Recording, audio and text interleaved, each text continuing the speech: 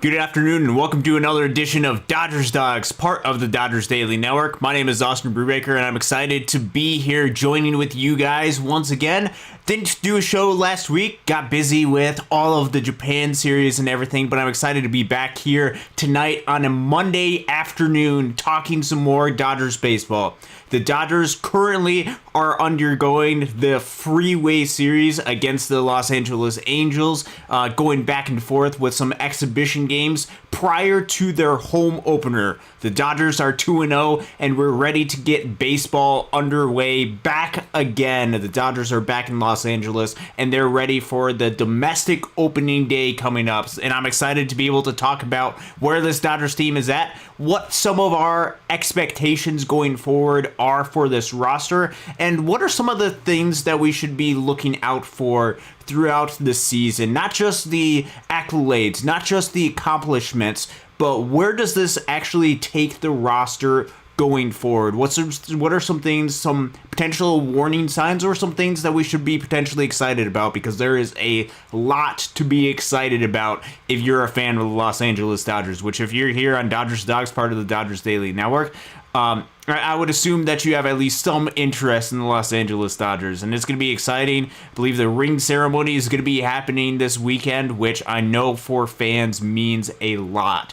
You got to have the parade, you get to celebrate 2024, but now it is about 2025, and how do we make this Dodgers team like the Dodgers team of 2024 in that they were able to go ahead and win the World Series? How do we continue to push the envelope to make this team as good as it possibly can be? I'm excited to be able to dive into that a little bit of reflection on the series over in Japan, a little reflection on the game last night, and just some more overall thoughts about where spring training has taken us and where the Dodgers can go with a lot of different players on this roster. So excited to be joining with you guys tonight. Daniel Berry Sports Highlights, yo, back to yourself. Craig Osterberg, thank you for joining us as always, and Orlando, thank you for joining us as well. As Craig Osterberg brings up an interesting point that we'll go ahead and dive into first. Probably the news that is most concerning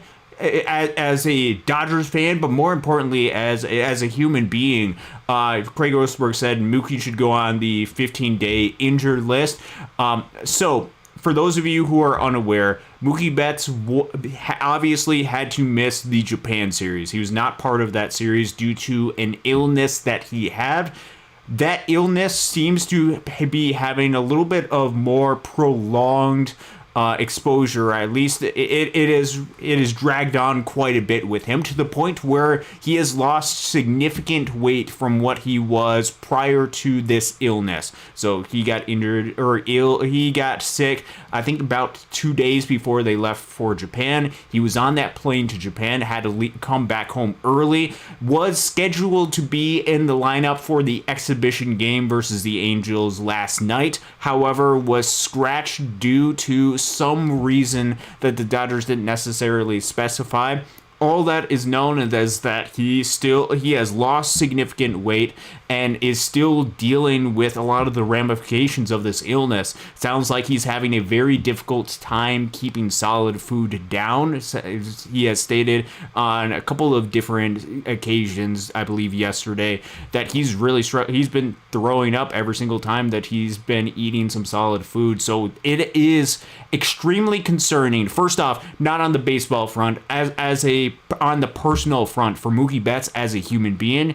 You feel for him. You want him to be healthy because he is a human being, and because you want him to just go out there and be as healthy as he possibly can be. That is step number one, and I would expect for this organization to do what they can to be able to go out there and help protect Mookie Betts as best as he can. Obviously, they don't necessarily know what exactly is going on. I'm sure they've done their due diligence as far as giving him different tests to see what exactly is going on. It just sounds like he just hasn't been able to. This sickness has been affecting him quite a bit. So then at some point, because Mookie Betts is an incredible competitor, because he is somebody that is going to try to push the envelope as best as he possibly can be, it's going to be up to the organization to be able to step in and make sure that whatever decision that they make is made in the best interest of Mookie Betts as an individual, as a human being, as opposed to perhaps what is the best move for the baseball-wise front. Because obviously Mookie Betts is a phenomenal player, Hall of Fame worthy player, and somebody that makes your team instantly better if he is part of your club. But if he's not the exact same person, or if he is dealing with a lot of sickness right now, perhaps it's in the best interest for the organization to be able to help make sure that he gets the rest, help make sure that he is as healthy as he possibly can be for when he's able to come back. I don't know what exactly is going on with that, nor am I stating anything that's he is definitely going to be missing additional time. I just know the Dodgers organization, and I trust the reputation of the Dodgers organization as an organization that tries to look out for the best interest of a lot of their players. You remember what happened, or what they have continued to do with a player like an Andrew Toles when they had him as part of their organization, outside of the fact that he wasn't helping them on the baseball front, just to make sure that he had the resources necessary of what he needed. We've seen a lot of different examples about the way they try to get their players to 10 years of service to make sure that they can get the pension that comes with that through Major League Baseball. And I expect with a superstar like Mookie Betts, they do what they can to make sure that he is in a spot where he can be healthy going forward. So that would be my expectation. We will see over the course of the next couple of days if it is very apparent that Mookie Betts still is having struggle just going out there and eating food. And if he's continuing to lose some weight, I would anticipate the Dodgers do what they feel is best by instructions from a doctor to make sure that he's as healthy as he possibly can be. Because the reality is the Dodgers have the ability to be able to back up Mookie Betts at the shortstop position, and they have the talent-wise to make sure that they can go ahead and cover for him during these games, and they're still probably going to go out there and win the National League West. What you don't want to do is you don't want to compromise Mookie Betts early in this season and force him to be a lesser player than what he can be, with the goal of making it to the postseason and winning the World Series. You want the best version of Mookie Betts that's going to go out there and win a World Series, not a 80% or 70% or whatever version of Mookie Betts we would get if he is rushed back. So it's all determinant on the Dodgers, the health information that they have, and what they feel like is going to be the best decision for Mookie Betts as an individual. And whatever that decision is, I trust the organization to make the right decision, and we'll see what happens. I still think this team is incredibly talented and likely to be favored to win a lot of the games, even if Mookie Betts is not part of this lineup. Although, as a human being, as an injury standpoint, it definitely is concerning that he is dealing with all of this, and I'm praying for him and wishing him nothing but the best. Freddie Freeman, though, was part of the lineup and did participate in the Freeway Series game yesterday at Dodger Stadium, which, if you had a chance to go to Dodger Stadium, I'm sure it was exciting. I'm sure it was great to be back. If you did not have a chance to go there, you will have the opportunity to be able to go Thursday onwards for some games that actually count. That's right, the domestic opening day is happening Thursday night with Blake Snell for the Los Angeles Dodgers going against Tarek Skubal of the Detroit Tigers. It's going to be a fun matchup to be able to see these two teams that made the postseason, and two remarkable starting pitchers go out there and duel to start the season. You get to see the Dodger debut of Blake Snell during the regular season. That's going to be exciting. Dodgers fans are going to have an opportunity to get a close look at Tarek Skubal, somebody who actually was at the Dodgers-Tigers game at Comerica Park last year when Tarek Skubal was on the mound, and he is the real deal. He can go out there and flat out pitch which is going to be a real challenge for this Dodgers lineup to go up against. So that fierce competition is going to be really fun and compelling to be able to watch. But mostly about this weekend. Obviously, these games count, but there's a lot of celebration that's going to be had for the 2024 season. So that's going to be really exciting. Some other things that we've had the chance to be able to celebrate over the past couple of weeks, past week or so, we'll go ahead and put that. Obviously, the Tokyo series happened. The Dodgers escaped, or I shouldn't escape. They flat out won both of those games against the Chicago Cubs. I don't remember exactly what the final scores for both of those were, but the Dodgers pitching in particular was able to go out there and be incredibly effective. We got to see the major league debut of a Jack Dreyer, which if you followed along here, Dodgers Daily, Dodgers Dawgs, we know that we were incredibly pumped about that. And I just love the fearlessness that Jack Dreyer's going out there and attacking a lot of these hitters, going out there and just proving to a lot of people that he has the stuff to be able to be a big league pitcher. Does not have the most insane velo, but you look at a lot of the underlying metrics, the IVB of his fastball. You look at some of the stuff that he's able to do, mixing different pitches, being able to go out there and throw strikes. He can go out there and he can get big league hitters out. And you're seeing some of the fruits of the Dodgers scouting and development department from a guy who I believe was an undrafted free agent really bear some fruit in a Jack Dreyer. Couldn't be happier for him, for his family, for everybody who has been part of the journey that he's been along the way. So I'm super excited that he's had his debut. We also got to see the debut of Roki Sasaki, which I know for most Dodgers fans was highly, highly anticipated. A bit of a mixed bag, obviously, with Roki Sasaki. Dealt with a lot of issues with command. There is certainly stuff to be excited about. The stuff on Roki Sasaki and what he's able to pitch with is explosive. Fastball, obviously, very high velo. He's able to get a lot of that high velo back, especially early during his outing in Japan. The splitter, when he's able to get swings or able to induce swings at it, which I think is going to be the key for Roki Sasaki, is are hitters going to actually swing at his splitter? It could be absolutely devastating. And then how does he mix in additional pitches to make sure that hitters are going out and attacking the pitches as opposed to just being patient and trying to work some walks just because the stuff is absolutely unhittable? Those are going to be the next steps for Roki Sasaki, is being able to find command of the fastball and to try to get a lot of the hitters to induce swings on that splitter. And that's going to be an exciting progression to be able to watch. We saw a lot of learning curves for a guy like Yoshi Yamamoto last year. We've seen learning curves with guys that have come up through the system and they've been able to find and adapt their way to the major league level. The difference is Roki Sasaki's stuff is absolutely lethal and insane. So it's going to be fun to be able to watch him continue with his development. Just some news as far as the Dodgers pitching staff, as far as what they're going to roll out going forward. So with the Freeway series in Anaheim against the Angels, they will have Tyler Glasnow going out, I believe tonight, which starts at 6 o'clock Pacific time, 9 o'clock Eastern.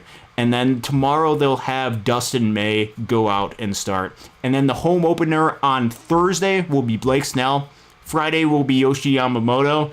Saturday will be Roki Sasaki. And then they have the rare Sunday off day.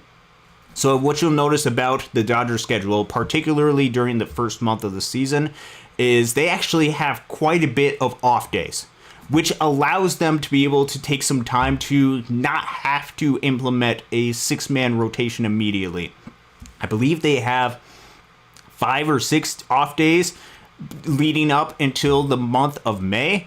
It's one off day basically every single week, 1+. There's another week in April where they have an additional off day. And then I think most Thursdays they will be off, which allows them to be able to use their rotation or set up their rotation exactly like how they would want to set it up, and also doesn't force them to overuse a lot of their starters, particularly if you're talking about a guy like Hiroki Sasaki or Yoshi Yamamoto, who might not be totally 100% adapted to a every 5-day type of routine. They're more used to an every 6 or 7-day type of routine. That's the way that the Dodgers schedule allows them to be able to set up the pitching over the course of the first month of the season, which is a incredibly good thing if you're concerned about the health of this pitching staff. The question will be, what is the approach during the next month of the season, which I'm sure if you're the Dodgers organization, you've broken down this entire schedule. You've broken down every aspect of what you think needs to be done in order to keep your pitchers healthy. So that brings us to some storylines, which we'll get into an overview of some of the roster and where they actually go with this roster, particularly pitching-wise, in just a second.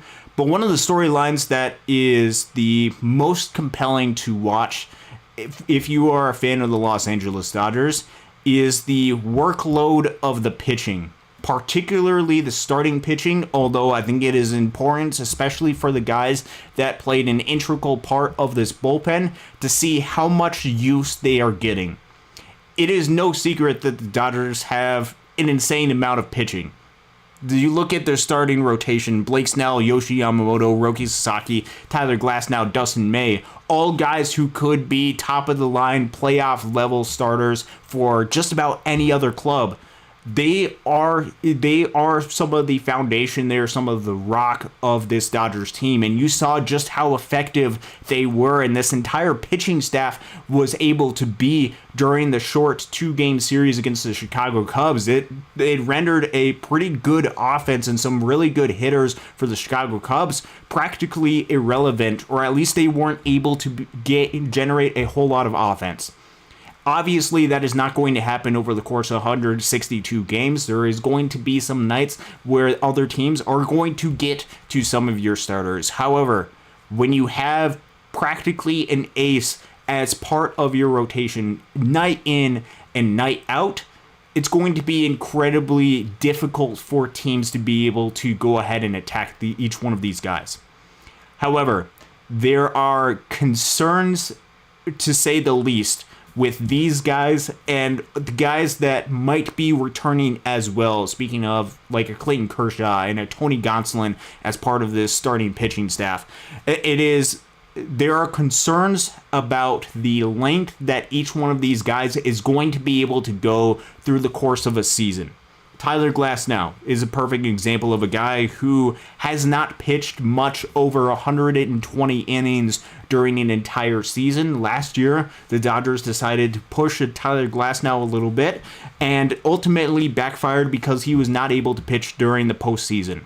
Yoshi Yamamoto, I believe, just had 90-some innings last year, pitched more because he was part of Japan baseball beforehand. However, what is the schedule that they want to set him on in order to best set him up for success? Blake Snell, I think, is going to be the workhorse of this Dodgers pitching staff. But again, how much do the Dodgers want to push each one of these guys? Or is it something where they want to protect even a player like a Blake Snell, who they paid good money for in order to rely upon, not just during the regular season, but during the postseason? With Hiroki Sasaki, who's coming over for his first professional season, what is the expectations for innings for him? I wouldn't anticipate it would be a crazy amount of innings. I would say 100, 110 maybe innings for Hiroki Sasaki. 100, 120, something like that might be what the idea for him is during his first professional season, and wanting to space out a lot of different starts for him, which makes it incredible. And then you also throw in a Dustin May, who hasn't pitched, I believe, much over 50 innings during a professional season before. The health and how they space out each one of these guys through the course of the season to make sure their starters are healthy for October is going to be one of the biggest storylines to be able to follow, to be able to watch. And what complicates this is, for each one of these guys, they do not have the ability to go down to the minor league, or go down to Oklahoma City, albeit Hiroki Sasaki does have some minor league options, although I would not anticipate him being options unless absolutely necessary or unless that's part of the Dodgers' plan in order to provide additional rest. You're already talking about innings limits for each one of these guys, or perceived innings limits, in the fact that each one of these guys has not been able to go deep during the course of the regular season. So one of the things to be able to watch is, what is the strategy? Last year, the strategy for getting their pitchers healthy into October did not really work, meaning that the Dodgers really only had 3 starters during the entire postseason stretch and were able to eke out a World Series out of that. That is not the game plan going forward for this season, nor is it something that they want to do. They also have guys in the minor leagues to be able to help this transition, which is why for both Landon Knack and a Justin Robleski, you can throw in a Bobby Miller in there as well as potentially some other younger guys who would need to be added to the 40-man roster if called upon for additional depth, like who you saw yesterday on the mound, which congratulations to Jackson Ferris on a great performance in Dodger Stadium yesterday, or like a Jared Karros, or a lot of different arms in the system. Those guys, I believe, were optioned down to the minor leagues, not just because they don't have a lot of space on this roster, but also because they are going to need to be relied upon at some point through this season to be able to provide additional rest for these guys. And we want to make sure that Landon Knack, for Justin Robleski, for Bobby Miller, that these guys are able to be starters for this club throughout the course of the season. What the strategy, I'm sure they do have a strategy for this season, how they on paper would like it to go. Obviously on paper you'd like for each one of the guys that are at the major league level to be able to play every single game, but I think there's a realistic game plan that they have kind of in mind, and have a plan to make sure that each one of these starters is on full gears ready to go for October. What that game plan looks like for the starting rotation is going to be something to watch, as well as what the game plan is going to be like for this bullpen as well. Look, a lot of these guys in the bullpen pitched a lot during the season and pitched a lot during October. Some of the guys are missing a little bit, or at least going to miss the start of the season. Sounds like Evan Phillips is working his way back. Don't know exactly what's going on with Michael Kopech, though he is continuing to work his way back. Evan Phillips might be ready to go early-ish April. Don't really necessarily know that for sure. That is just me reading reports. That's not me reporting anything. I don't have any inside information with that. But you saw a lot of work last year with a guy, particularly like an Alex Vesia. Received a ton of work last year. Blake Trinan late in October got a lot of work out of him.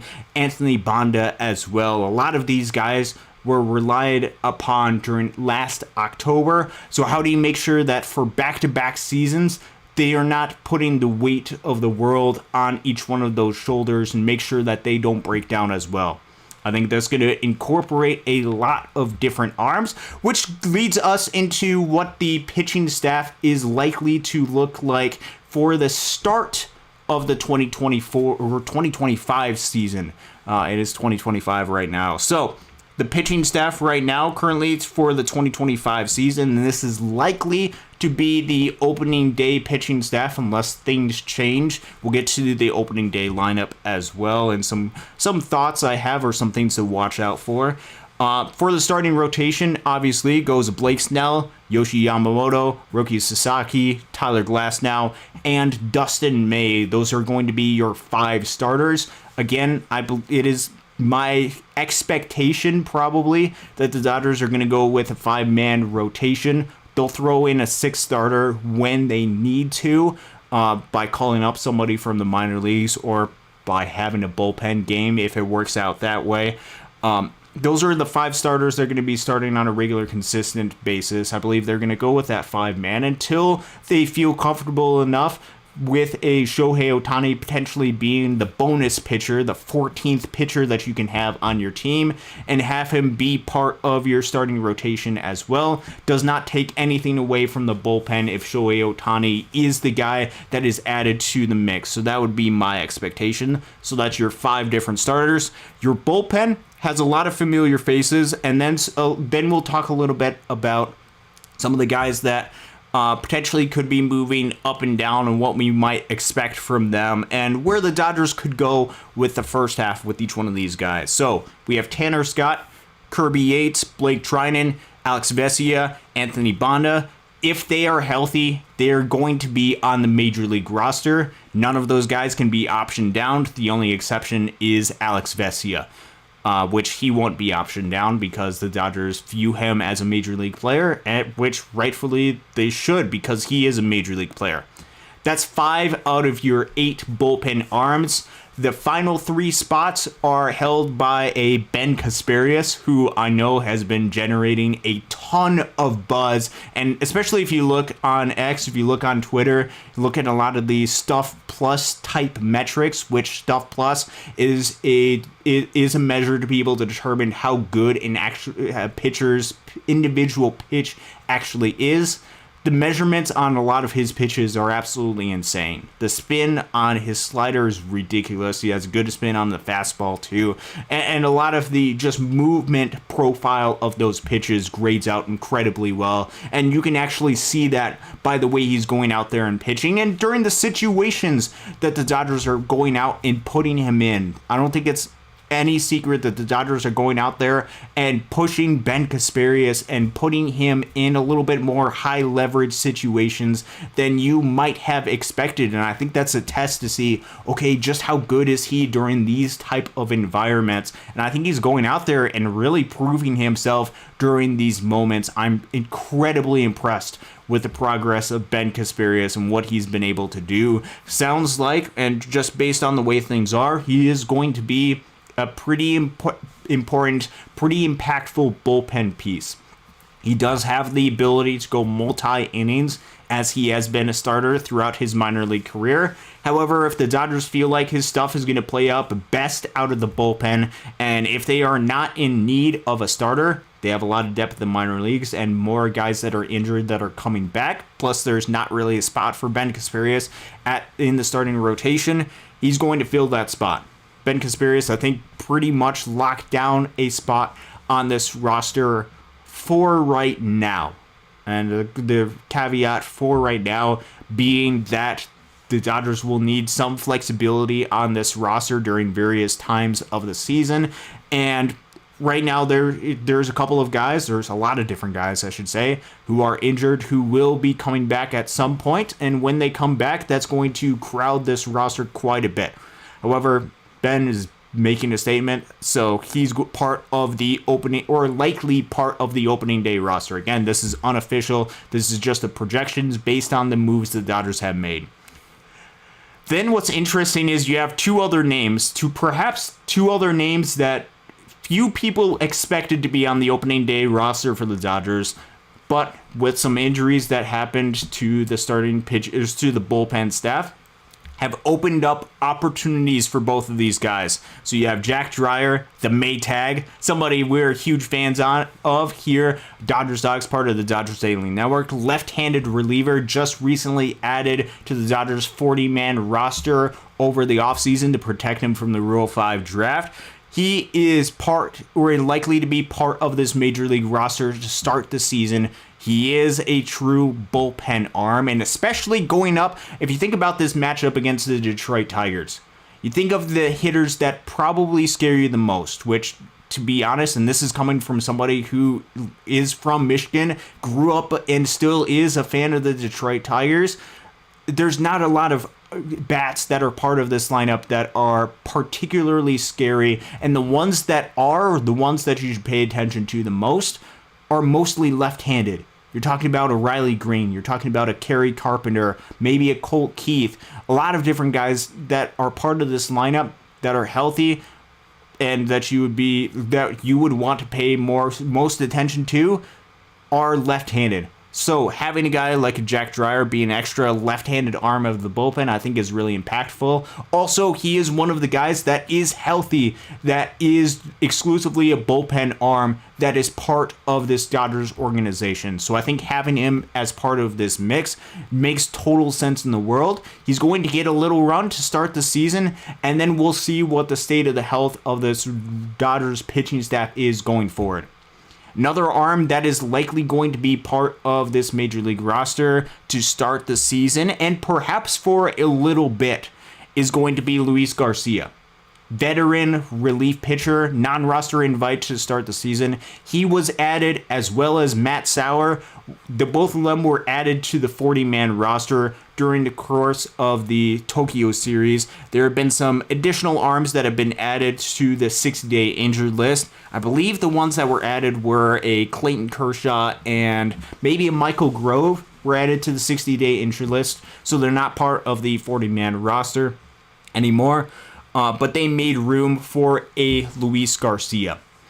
Interesting part of Matt Sauer's case, which he could be a guy that you see quite a bit early in the season, is he actually has the ability to be optioned down to the minor league level. So he has some options years left. Now that the Dodgers have added him to the 40-man roster, they optioned him down to the minor leagues, which means that 5 different times through the course of the season, they can option him back down. Luis Garcia, because he is a veteran, he's been part of the major leagues for quite a while, he does not have any of those minor league options, which actually I was kind of surprised they added him for the Tokyo series with that in mind, knowing that they couldn't option him back down.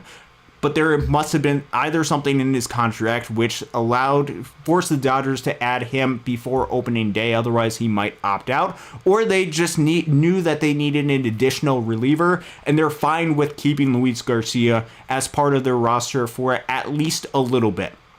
Something that we see with the Dodgers, because they have a lot of different pitchers, particularly with a lot of different injuries to pitchers, one of the ways that you can help supplement that is with some of the guys from your minor league system. Although if you add guys from your minor league system, they must be on your 40-man roster. Otherwise, you have to release them if other guys come up and you run out of room on your 40-man roster and on your 26-man roster. It creates a lot of different complications with that. Or you can have non-roster invites, which we saw a lot of them come up through the course of the season.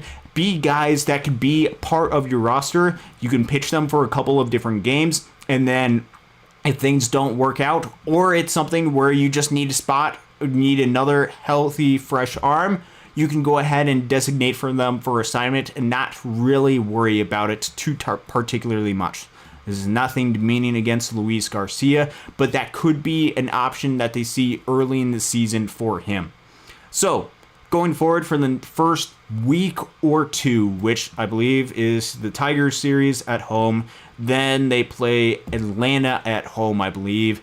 There's an off day on Sunday. They also have an off day that Thursday before they hit the road for 6 straight games. If you're talking about moves to be able to move guys up and down, I wouldn't necessarily anticipate any moves being necessary immediately. Obviously, depends on how much work the starting pitchers, how many innings the starting pitchers are able to provide for the guys in the bullpen. But I wouldn't necessarily anticipate needing a lot of optioned guys up and down. But it also is going to depend on how good Luis Garcia is going to be, and if the Dodgers are comfortable moving off of Luis Garcia this early in the season.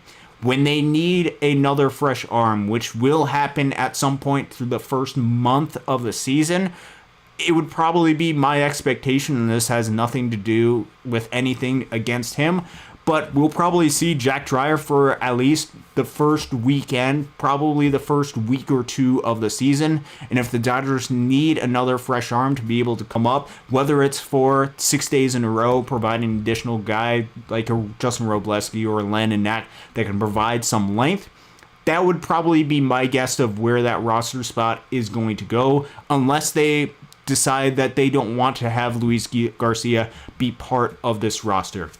So I see, and my expectation is Luis Garcia can be part of this roster until the Dodgers are comfortable moving off of him, and perhaps using the Jack Dreyer spot to be able to move guys up and down for a little bit. I wouldn't anticipate that utilizing Ben Kasparius' spot right now. early in the season. I could see that something down the line. And then you could see some Matt Sauer move up and down quite a bit early because they don't want to utilize all of the options, all of the 5 options that they can have for their minor league players immediately. You could see other guys get added to this 40-man roster early in the season and just create as many different options down the line for guys that they can bring up as possible. The first month of the season, yes, guys are still gearing up, but scheduling wise is probably going to be the least taxing of all the months, which could be a reason why a Landon Knack and Justin Robleski might not see a ton of action for the Los Angeles Dodgers during the first month of the season, is because they might be needed more if there is an injury to a starting pitcher, yes, but needed a little bit more down the line during the months where it might be a little bit more taxing on pitchers, where there might be a little bit less days off in the month as opposed to what we're going to see for April. That is something to watch out for. That is your update of where things stand on this roster right now. Currently, I believe the roster is full at 40 players, so they can't add anybody to the 40-man roster unless they either move another player, which I believe there's a couple more that technically probably could move to the 60-day injured list, or if they decide to designate somebody for assignment, which wouldn't be my expectation unless they decide to move off of a Luis Garcia. That is the pitching side, and really the thing to keep an eye out for is health of the pitchers. When each one of these guys is healthy, I have full confidence and full belief that these guys are phenomenal pitchers and they can go out there and be incredibly effective. That's not my concern at all. My concern is what is the structure that they are setting up to make sure that each one of these guys is healthy and good to go for the season. We'll see what happens, and we'll see what exactly the plan is that they unveil, and if there is any sort of change that they have made philosophy-wise, whether that's providing additional rest for these guys, allowing guys to be able to sit out for a couple weeks or a month or so to limit some of their innings, or spacing it out a little bit more. I'm curious to see what the strategy and game plan for that going forward is. Let's see. We'll see what happens. Mr. Seabat says Snell will shove on opening day. No hitter, calling it from Dodger Stadium Pavilion, cheap seats. I'll be super excited to see if he is able to do that for the Los Angeles Dodgers. Get a no hitter first start for the Dodgers. I will let you call that, Mr. Seabat. That would not be my expectation, although special things happen in Dodger Stadium, and I think there's going to be a lot of amazing things that are going to happen. So if that does happen, that will just add to the amount of excitement that's going to be happening for the Los Angeles Dodgers in 2025. That is on the pitching side.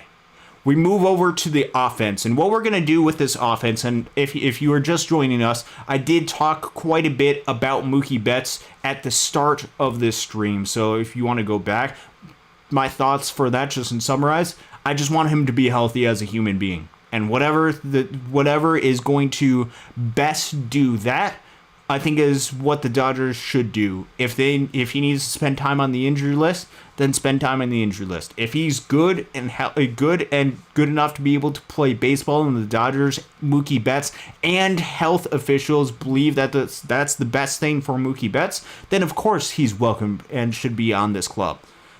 Let's assume that Mookie Betts is part of this Dodgers roster because he has not been moved to the injured list.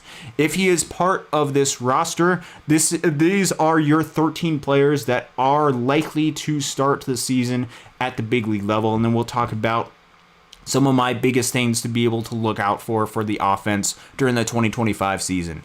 Your likely starting lineup for opening day, if Mookie Betts is part of it, is Shohei Ohtani, Mookie Betts, Freddie Freeman, Teoscar Hernandez, Max Muncy, Will Smith, Michael Conforto, Tommy Edman, and Andy Pages being your guys that you rely upon regularly, with your bench being Austin Barnes, Miguel Rojas, Chris Taylor, and Kike Hernandez. if you are a fan of the game of baseball, just an observer of the game, you have to be incredibly impressed with the collection of guys that the Dodgers have as part of their lineup. As if the pitching was not going to help this team excel and succeed, you have all of these guys that are dominant guys that can go out there and be just insane levels of production for them. They are a fierce, talented lineup. And one of the things that I'm going to be looking out for this club is we know how talented each one of these guys has been. But one of the things that I've preached about from the start of the offseason, which if you go back to the first offseason show that I did, I believe I addressed this quite a bit, and I've talked about it quite a bit, so I apologize if I'm repeating myself, has to do with the age of each one of these guys. The Dodgers, as a lineup, as a team, are starting to get a little bit older. Shohei Ohtani is going to be entering his age 31 season. I'm not concerned about Shohei Ohtani at all, but he is starting to get up there towards the end of the peak years of his career. Mookie Betts, age 32 season, really what it is. Freddie Freeman, age 35 season. Teoscar Hernandez is going to be entering his age 32 season. Max Muncy, age 34 season. Will Smith is going to be 30. Michael Conforto, 32. Tommy Edman, 30. Andy Pages is the only young player on this club. Really, the only player that's going to be on this roster that's going to be less than 30 years old. He's age 24 season. And then your bench, Barnes, 35. Miguel Rojas, 36. Chris Taylor, 34. Kike Hernandez, 33. This lineup is getting a little bit older. So my question for this lineup, I still think it's going to be incredibly effective.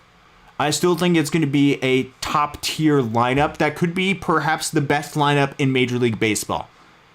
But when you're looking as an organization, if you're looking for things to move forward with this offense, is there any sort of sign with the players that you're investing in long term? And I'm not talking necessarily about the bench players, the Austin Barnes, the Miguel Rojas, the Chris Taylor, guys that probably will not be on this club, or at least there's a good chance that they won't be on this club in 2026. Or at least if they're part of this club in 2026, very, very likely won't be on this club in 2027.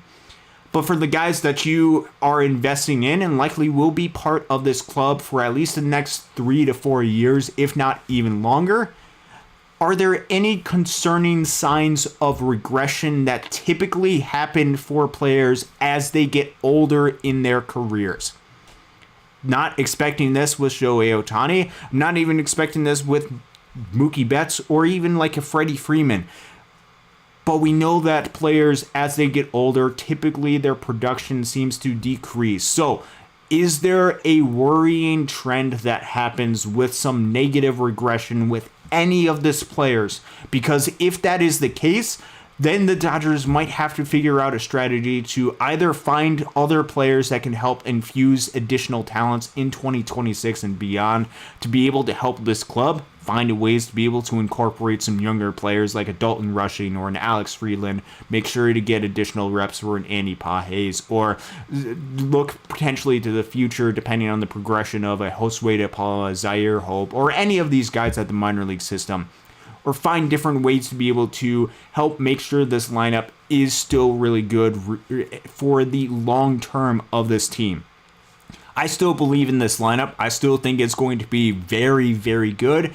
But that is one thing to keep in mind, one thing to look out for. Not necessarily for the 2025 Dodgers, because I think this lineup, even if there is some negative regression, even if Teoscar Hernandez doesn't hit as well as he did during the 2024 season, he's still going to be a really good hitter, and I think he's going to benefit from the players that are surrounding him. I still think that Freddie Freeman is still going to be a very impactful hitter because it doesn't seem like time seems to be wearing down the production that he has. We saw, obviously, how productive that he was. Just one of those things to keep in mind for this club. Also curious to see how Will Smith does for the second half of the season and how they potentially might incorporate a Dalton Rushing to be part of this mix, part of this lineup. That will be a curious thing that I have for this season.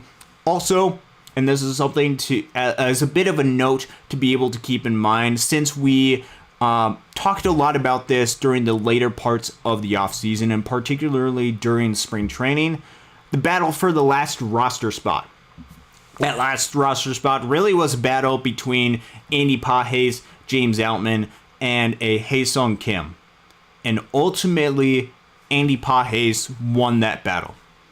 You might disagree with that decision. You could point to the defensive metrics of a James Outman. You can point to say that he would have been a good defender surrounded by Teoscar Hernandez, Michael Conforto. Not necessarily the greatest outfielders, to say the least, defensively wise, I'm saying. But ultimately, the Dodgers decided to stick with Andy Pages, which, if you're thinking long-term as far as right-handed bats, could be a decision that could bear some fruit for this club, for this organization. There is a lot of people in the org that really believe in Andy Pages. And I got to see really what was at the minor league level, really the best version of Andy Pages offensively wise during the 2021 season in Great Lakes. Dodgers fans got a little bit of a small glimpse of just how good he was during the 2024 season. And ultimately, when James Outman was not able to perform at the major league level last season, and when the Dodgers needed some help in the outfield, Andy Pages stepped up and was at least able to be a major league average overall contributor for this club. And that was great to be able to see. His progression this season, both defensively wise, which during the Japan series and during at least during the Japan series, I'll say, went out there and played totally fine defense out in center field. Is he going to be able to continue to play to that level? Is the defense going to be anywhere near league average in center field? Because if he has the ability to play center field, that opens up a lot of different possibilities for this offense with that positional versatility that he has. Not necessarily that you want him to play center field, but if he has the ability to, you can go out and much easier go out and get corner outfielders than it is to go out and get center fielders that have the ability to produce offensively wise. And truthfully, if you're weighing whether you want a better defender or a better hitter, 9 times out of 10, you're probably going to choose the better hitter. And if the Dodgers viewed Andy Pages as at least having the better potential future as a hitter, then that's the decision that they were going to make going forward. So, with Andy Pages, how does the defense look, and what sort of steps and progression is he going to make through the start of the season? It was a good start for him during the Tokyo series, just went 1 for 5, but he did have, I believe, 3 or 4 different walks through the course of that series, did have the double, did strike out quite a bit when he was at the plate. So how is he able to make consistent contact? We've seen him through the course of his major league career still having relatively decent strikeout numbers. If he's able to keep that less than 25%, if he's able to be a little bit more patient and hit for a little bit more power this season and get closer to the numbers of what he was able to produce at the minor league level, you could see the Dodgers have a young, talented prospect that can come up through the system, be a player that is on the rise, on the upward trend of the aging curve, which is going to be so desperately needed if we see any sort of sign of negative regression for this club. Andy Pages could play a very impactful role. So then that leaves the question, for the 2 players that did not win a spot on this roster in spring training, talking particularly about Haesung Kim and James Outman, what's the future for them going forward? For Haesung Kim, it's a little bit more clear. It is get every single day reps in Oklahoma City and then have him force his way onto this club and let him get adapted to professional baseball in America. For him, there are signs that were a little bit concerning, particularly with the swing and miss, that you don't want to see in the game of Haesung Kim if he's not projected to have a ton of power in his bat. If you have a player that doesn't hit for a ton of power, what you typically want is the ability to get on base and the ability to be able to put the ball in play quite a bit. So that means you're looking for a guy who might be able to draw some walks, or at least is a really tough out, and then is not going to swing and miss, strike out a whole lot, which there were some little bit of concerning signs during spring training, which I think ultimately led to the Dodgers' decision to option him down to Oklahoma City. If he's able to make more consistent contact down there, if he's able to go ahead and really produce, then it becomes a question of what is happening at the major league level within Andy Pages, and is there any type of injury that is happening?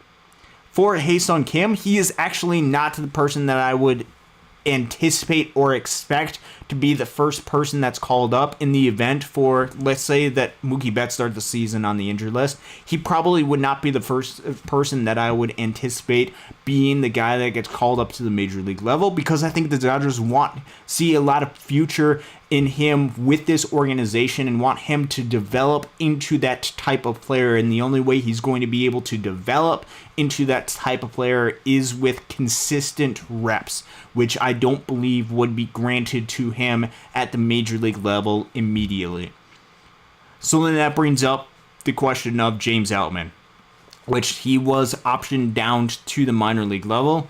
It is totally possible, especially if Mookie Betts is still dealing with some of this illness and the Dodgers decide it's ultimately best if he spends time on the injured list. He would be my expectation of the guy that they would call up, because they don't really have a whole lot of options down at the minor league level. If they want just a guy that can be part of this club, potentially a guy that can be part of the bench a little bit. You have Hunter Fiducia, who could be called up. However, what is the need for a third catcher exclusive on this club? Probably not a whole lot, unless there's concerns with Will Smith or Austin Barnes. And then what is for Ha-Seong Kim? Would you give him regular at-bats at the major league level, or would you be taken away from his development time if you call him up and then send him back down, call him up and send him back down? If that is the plan, which it seems like that is the plan for James Outman during the 2025 season, is to have him as depth as part of your roster, additional depth at the center field level. This likely is going to be the last season for James Outman and the Dodgers organization, unless he is able to prove that he is a major league player during whatever limited time the Dodgers have for him, whether that comes through injury, whether that comes through struggle for an Andy Pages, whatever that is. It very likely, because this is going to use the last option year for James Outman, he would have to be guaranteed a roster spot in 2026. So in some ways, because he's an incredibly talented player, he's somebody who has proved at the major league level that he has at least the ceiling of being a 4-win type of center fielder. It's very disappointing to be able to see him go through this journey and track. He's going to have to make the most of whatever opportunities, and remember that what he does during this season is going to be seen by 29 other organizations that are going to be looking for different players to be able to add to their roster. And I have no doubt that James Outman is, one, going to play with the right attitude about everything, because that's what he does with every single thing that he does that I've seen in this life. But also, it also is going to be one of those things where every single organization is going to be looking out for some talent, looking out for a player who could be somebody that they could add as part of their team and really help their team. And I think James Outman could be one of those players that other organizations look for to be able to add to their club and really help it out. So fit-wise, there's certainly arguments that say James Outman is the better fit in 2025 for the Dodgers. Long-term wise, because of he's a little bit older than an Andy Pages, because he's got one less year of club control, because they might need some additional right-handed bats in the outfield, it might make sense, and especially if it's something where the Dodgers, in their minds, view a better future going forward for Andy Pages that you might disagree with that, and you might say that that is not the correct decision, or might not believe that is the correct decision. But if that is the decision that the Dodgers have made, then it's the right decision to option James Outman down to the minor league level and preserve that last option year for Andy Pages and make sure that his value is still high. Especially if you believe that right now Andy Pages on a major league industry-wide level has more value than a James Outman. I wish nothing but the best for both Hae-Sung Kim and James Outman, but I think that's the unfortunate reality that comes with the business side of Major League Baseball. So we'll see what happens going forward and what sort of opportunities that both of them are going to get through the course of the season. There are injuries that happen, less common at the position player side than at the pitching side, which leads to a little bit more questions with not having anybody but Andy Pages who can move up and down, have that up-down train for Oklahoma City, and I doubt that they would want to send Andy Pages down at this time, but we'll see what happens. My expectations for Andy is that he's going to get pretty regular, consistent at-bats at center field. Which, if that is his role, if he's not a bench player, if he is they're going to give him 400 to 500 different plate appearances through the course of this season, I'm totally okay with. And I think that is a perfect use of what they utilize. Understanding that there probably is going to be some limitations defensive-wise, but hope that that is able to produce more offensive growth for him through the course of the season. So the thing with Andy Pages is you gotta preach patience, particularly on the offensive side.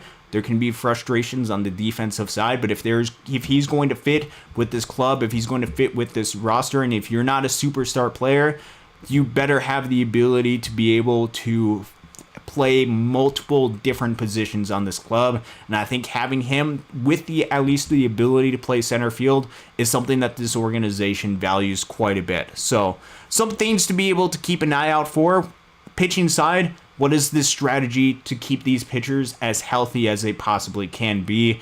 And then offensive wise, what does it look like as these guys are getting a little bit older? What does it look like for the Dodgers offense that's aging a little bit? Do we see a little bit of negative regression, nothing whatsoever?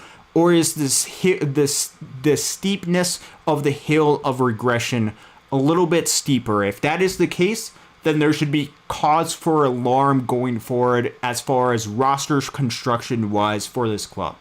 That's not my expectation. I still expect them, because they're in a little bit more of their early 30s, to be relatively at the same level that they have been. And if they are relatively at the same level that they have been, this offense is going to be incredibly fun to watch. And that is the expectation. The Dodgers already are 2-0.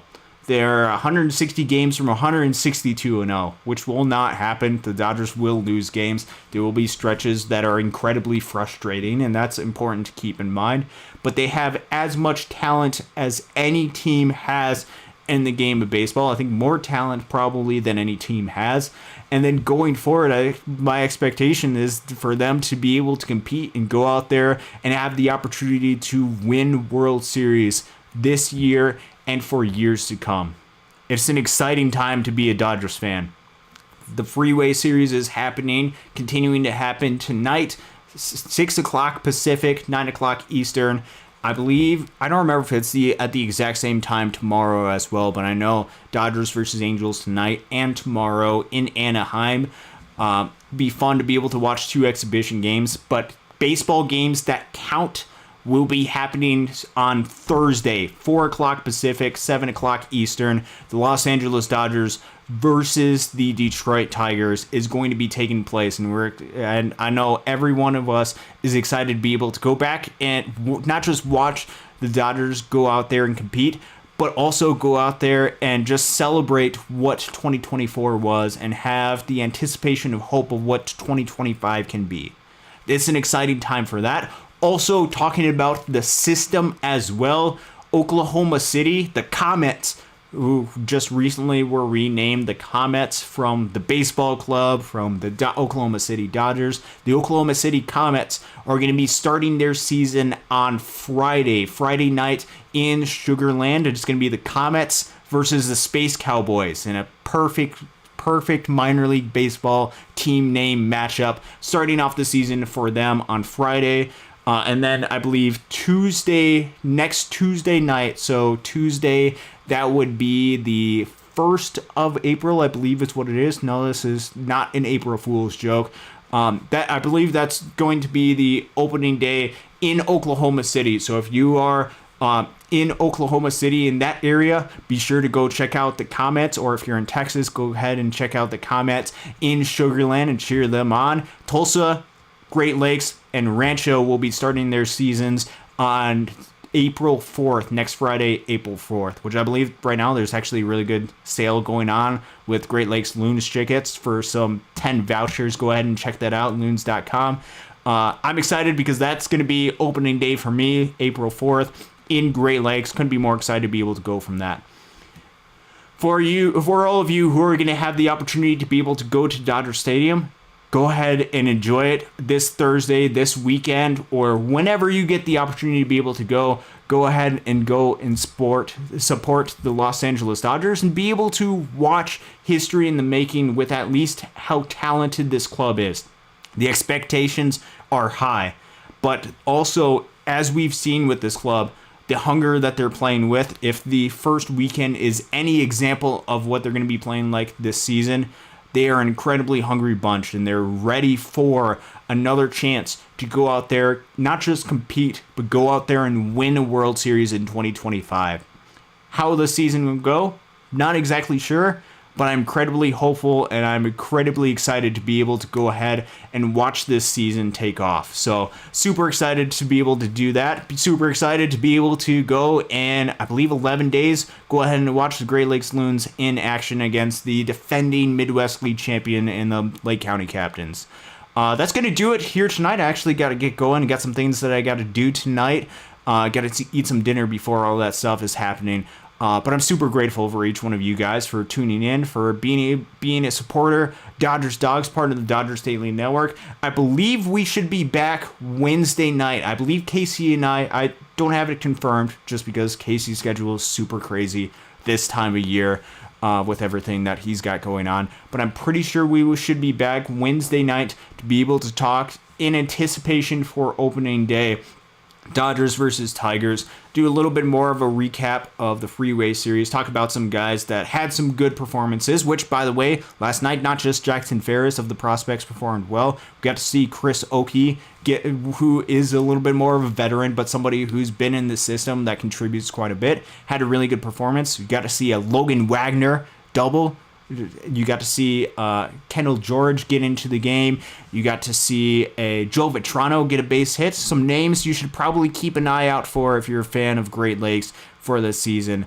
I'd be excited to see who else is able to participate in this series. Also, Zaire Hope was part of that as well. Be sure to tune into that tonight and tomorrow. Casey and I should be on Wednesday night to be able to talk a little bit more about this. And then we will have continued coverage throughout the regular season as often as we're able to do it. So super grateful for each one of you guys that are able to join us and be part of this venture with us. Excited for the regular season. Can't wait to get it started. Thank you very much for joining us once again. We will be back Wednesday night, Casey and I. Until next time, thank you again, and go Dodgers.